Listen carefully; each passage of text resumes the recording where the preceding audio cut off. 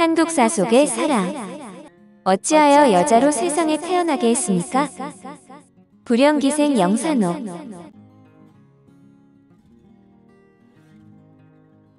이토록 가슴 아픈 것이 이별일까? 이별이 이토록 서러운 줄 알았다면 정이라도 주지 말 것을. 영산옥은 말을 타고 점점 멀어지는 서시랑을 보자 눈물이 쏟아져 나오려고 해서 입술을 깨물었는데, 서시랑은 늙은 종복 천서방이 고삐를 잡은 말 위에 앉아 도포자락을 펄럭이면서 산고비를 돌고 있었습니다. 유배가 해배되기를 바랐으나 막상 해배되어 한양으로 돌아가는 서시랑을 보자 영산옥은 천길 벼랑으로 굴러떨어지는 것 같았습니다. 사랑에 미쳐버린 영산옥. 불영은 함경도의 오지라 한양의 벼슬아치들이 자주 유배를 왔는데, 서시랑도 한양에서 유배를 왔고 그는 유배객 시인으로 유명한 김녀의 친척이기도 했습니다. 김녀는 친구인 강희천이 서학을 믿는다는 유언비어를 퍼뜨려 억울하게 함경도 불영에서 4년, 경상도 진해에서 6년 동안 유배 생활을 해야 했고 그동안 많은 시를 남겼습니다. 불영으로 유배를 올 때도 감담일기라는 유배일기를 남겼고, 진해에서는 불영을 생각하면서 사유학부와 우애 여보를 남겼습니다. 특히 사유학부에서는 불영기생 연애에 대한 애절한 사랑의 시를 여러 편 남겨서 많은 사람들의 심금을 울렸는데, 영산옥은 처음에 유배객 김녀를 좋아하여 은밀한 정을 표시하는 편지를 보내기도 했습니다. 영산옥은 이 가난한 유배객을 위로하기 위해 백숙을 고아 보내고 술까지 보내주고, 장마가 그치고 달빛이 밝으면 시냇가에서 술을 마시자고 말합니다.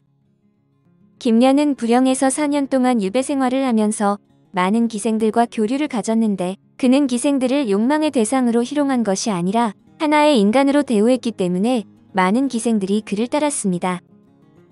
그래서 영산옥도 처음에는 김녀를 좋아했으나 그의 곁에는 배수첩인 지연화가 있었고, 김녀는 다정다감해 기생들에게 인기가 좋았기 때문에 수성역 기생인 소혜랑도 그를 좋아했습니다.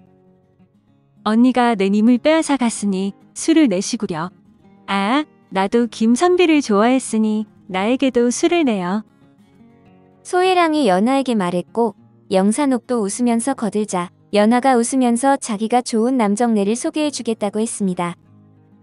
연화의 말이 시가 되었는지 서시랑이 유배를 오자 불영도호부사 유상량이 영산옥에게 배수첩을 명했는데, 김녀를 좋아했으나 포기해야 했던 영산옥은 서시랑을 보자 마음이 움직였습니다. 천리 먼 곳에 유배를 온 서시랑도 아름다운 용모에 노래와 춤에 능한 영산옥을 보고 깊은 사랑에 빠졌는데, 영산옥은 시를 잘 지었을 뿐 아니라 가무서화에 능했습니다.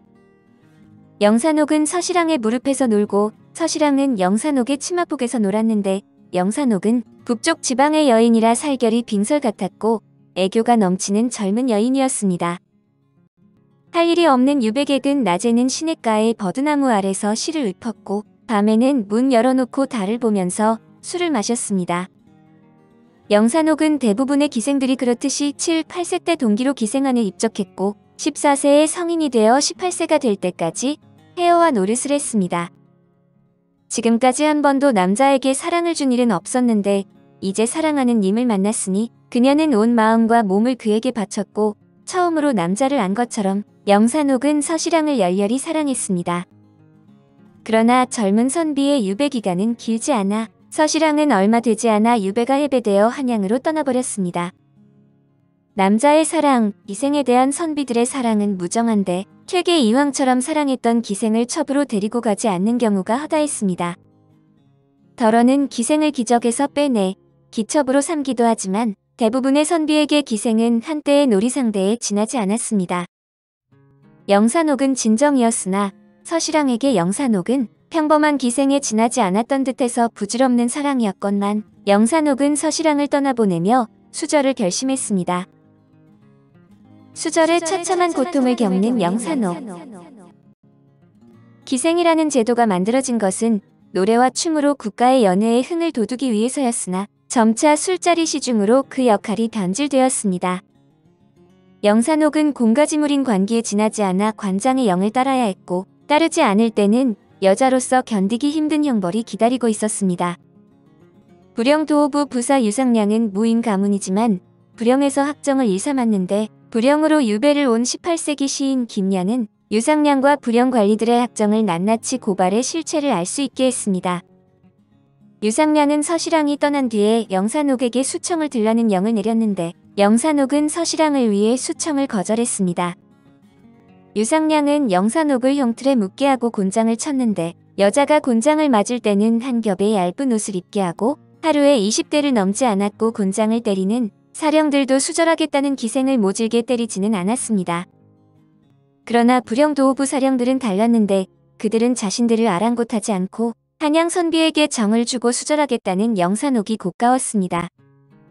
곤장을 때리는 품새가 여느 때보다 사나워 몇 대를 때리지 않아 살갗이 찢어지고 피가 낭자하게 흘러내렸는데 영산옥은 이를 악물고 피눈물을 흘리면서 곤장을 맞았습니다.